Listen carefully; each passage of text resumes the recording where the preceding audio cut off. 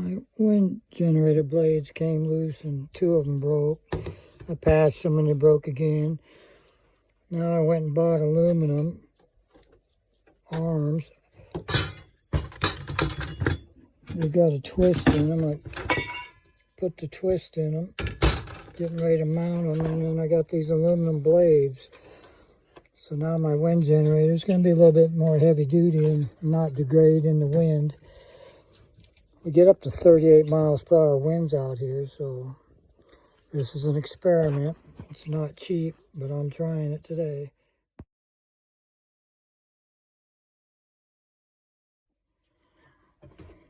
Here's the new wind generator propeller. Might be a little bit heavier, but it's all aluminum. One more nut, put it on and try it. Trying to save money. Might have been cheaper to buy a new one, but now I'm learning how to make propellers. So it's a learning experience. I made a new blade.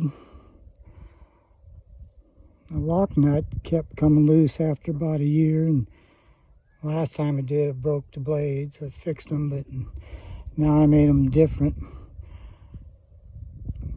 Went to Ace Hardware, bought some aluminum strips, drilled them, shaped them.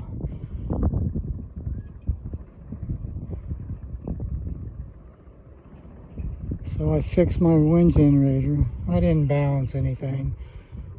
If it goes out again, I'll just buy another one. I can use the propeller for something else.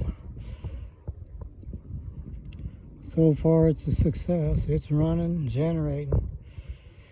Homemade wind generator blade. Working.